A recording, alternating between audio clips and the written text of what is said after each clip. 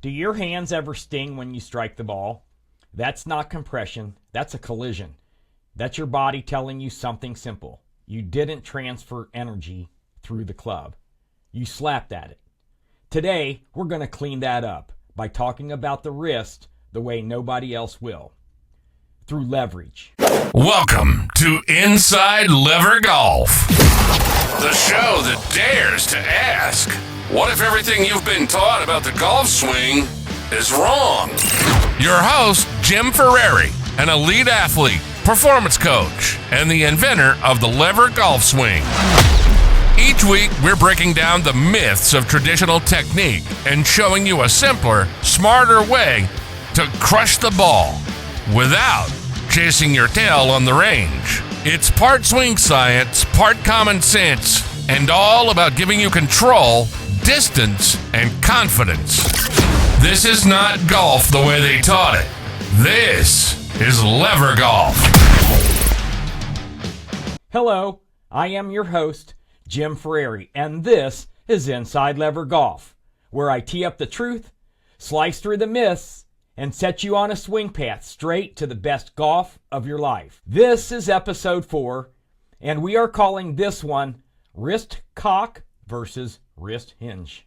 By the end of this episode, you'll know exactly why your wrists are either transferring energy or bleeding energy, and how understanding leverage can be the difference between compressing the ball or slapping it.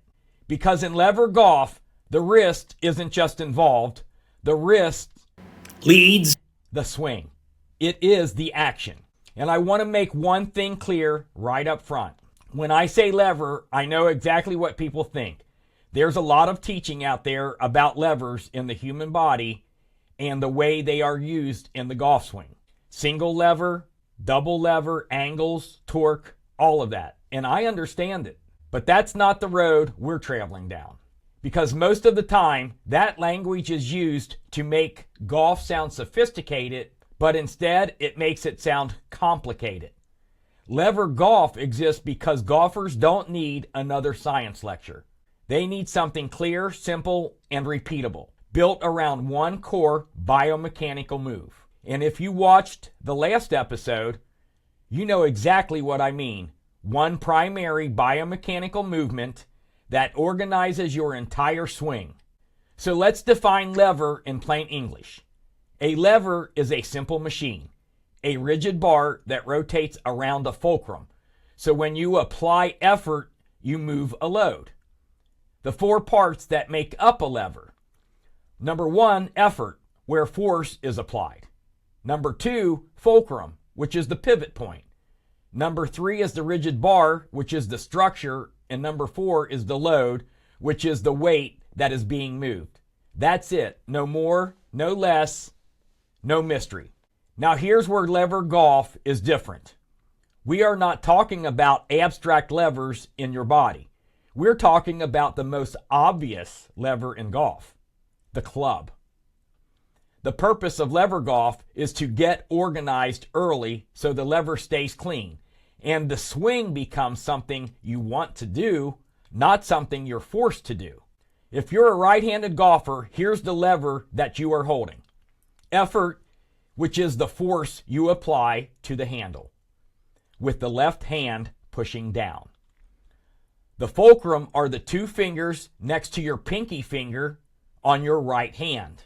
The rigid bar is the shaft, and the load is the club head. That's not a theory. That's the club that's in your hands. And lever golf is simply using that natural lever with intention instead of hoping timing saves us later. Here's the difference. We lever from the beginning. And when we lever from the beginning, 3 major things happen. Number 1, it locks the club head into the same position every single time. We know where the club head is. We know where the face is.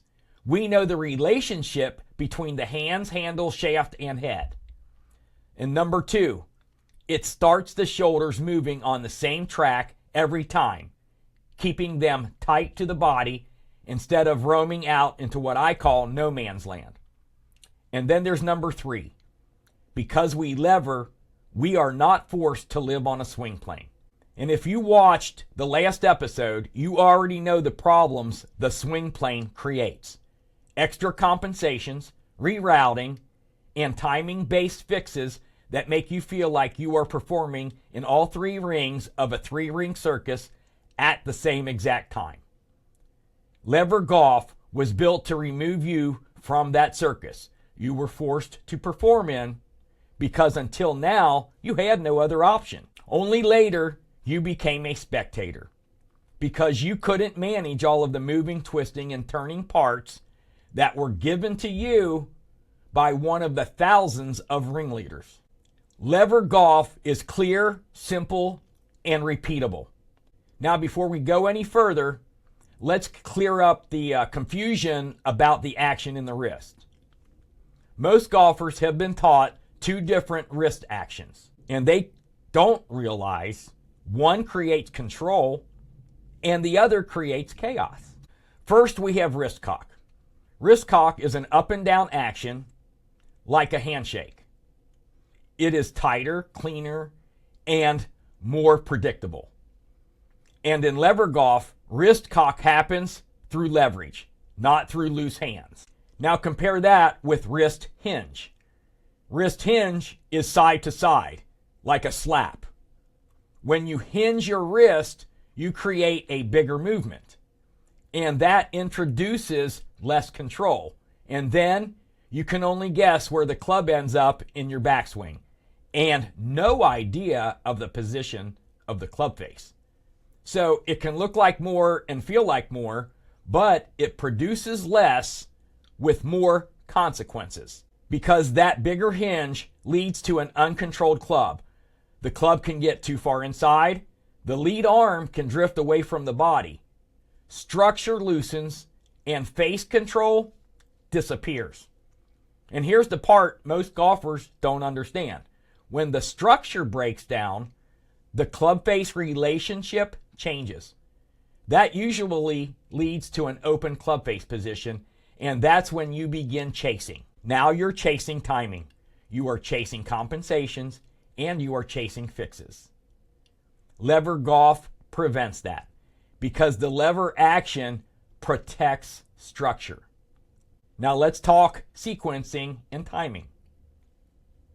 In LeverGolf, we lever to a complete backswing, and we unlever down to strike the ball. On the downswing, as the wrists begin to uncock properly, energy transfers like this. The hand delivers energy to the handle. The energy travels through the handle to the shaft, then to the club head. The club head delivers the energy to the ball. That's the engine. You're not hitting with the hands. You're applying force into the handle, and the club delivers the energy. And this is why levering gives you simplicity, and simplicity gives you confidence, distance, and accuracy for 2 simple reasons. Number 1, we're transferring energy through the ball, not around it. And number 2, we are delivering energy from directly behind the ball with a square club face, because the club head position got organized early through leverage. That's compression, that's repeatability, and that's reliability. Once the lever is established and the club head position is set, something powerful happens. We always know where the club face is. We know its position, we know it's square, and most importantly, it doesn't leave square. We are never guessing what the club face is doing, because the lever action organizes the club early, and that organization stays with us. That's why LeverGolf feels so different. LeverGolf is one move, levering. It keeps your mind free, your body at ease, and your swing organized. It gives you confidence. Now compare that to the traditional swing. In the traditional swing, the club face is constantly changing through the motion, and golfers spend their entire golfing life trying to time it back to square. So what do? They assume, they hope, they practice hoping the face and shaft show up in the right place at the right time. And under pressure, when timing breaks down, that hope and a prayer shows up on your scorecard. LeverGolf removes that. We start with leverage. We start with structure. We start with a known club head and club face position. Then we protect it. And that's why the wrist isn't a gamble in LeverGolf. Levering controls the wrist. So here's the bottom line. Yes, people talk about levers in the human body and how they relate to the golf swing. Okay, I know it and I get it. But LeverGolf exists to keep this clear and simple. Use the club like the lever it already is. Establish the fulcrum, apply force into the handle, transfer energy through the shaft. Deliver the club head to the ball without slapping. And when you do that, you get clean contact, repeatable club head position, and a swing that holds up under pressure. That's LeverGolf. And I am Jim Ferrari. Thank you for supporting Inside LeverGolf. And remember, learn in a day, master in a year, and play for a lifetime. That's a wrap on this episode of Inside LeverGolf with Jim Ferrari. If you've been chasing a swing, it's time to try the swing that actually works. Visit levergolf.com for testimonials, training, and more. And don't forget to subscribe, leave a review, and share the show with someone who's ready to stop struggling and start swinging smarter. Thanks for listening. And remember, you've got options. Play the one that wins.